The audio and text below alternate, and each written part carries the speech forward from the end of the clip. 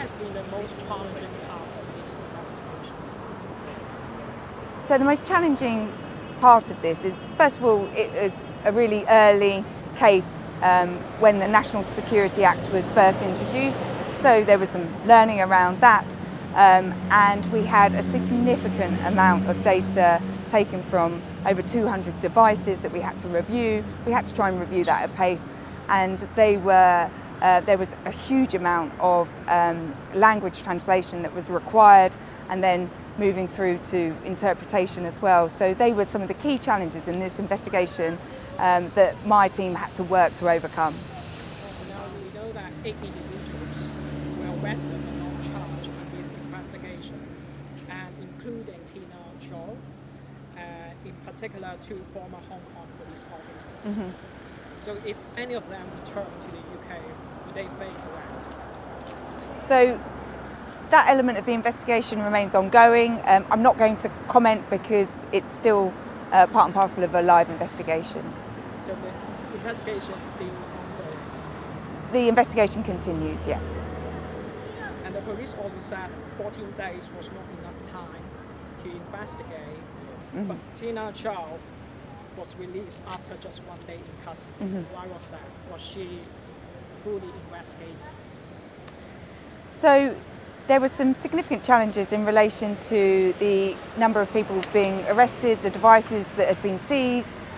Obviously, we need to ensure around the timescales of detaining people, and we wanted to focus our investigation on the individuals working with the Crown Prosecution Service that we felt we could have sufficient evidence to charge at that time. And through the Crown Prosecution Service's support, we identified that Wei, Yuan and Trickett had sufficient evidence to charge, and obviously the investigation continued in relation to the other individuals involved. So was Monica Kwong aware that she was under surveillance? At what point did NI5 become involved in this case? So I won't comment on security services involvement in this case. In terms of counter-terrorism policing, obviously you're aware that we were present in Pontefract. We had mitigated the risk to Monica by removing her from that flat. So she was aware there was a threat to her safety, and we acted immediately to ensure that her safety was paramount. Did the death of Matthew Trickett have any impact on the investigation? I'm not going to talk about the death of Matthew Trickett. Obviously, that's subject to an inquest, so it would be remiss of me to make any comment around his death. His evidence had been a significant part of the case.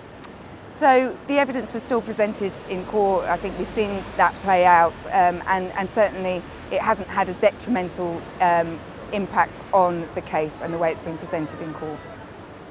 Do you have an assessment of how many similar Chinese espionage networks might currently be operating in the UK?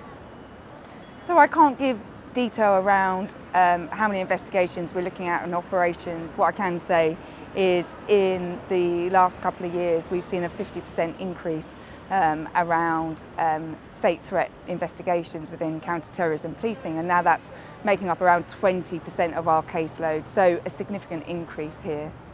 Are they all from China? That's from multiple foreign states. Who are they? So obviously I can name the 3 clearly around China, Russia and Iran. There are growing concerns about transnational repression targeting Hong Kongers in the UK. What would you advise the community to do to protect themselves? I hope this case really reinforces that counter-terrorism policing will identify individuals that pose a threat to people within the UK, and that we will utilise the full force of legislation to bring those individuals to justice. And I hope this provides reassurance. However, if people are concerned about their safety or concerns about behaviours of others, they need to report that into their local police force.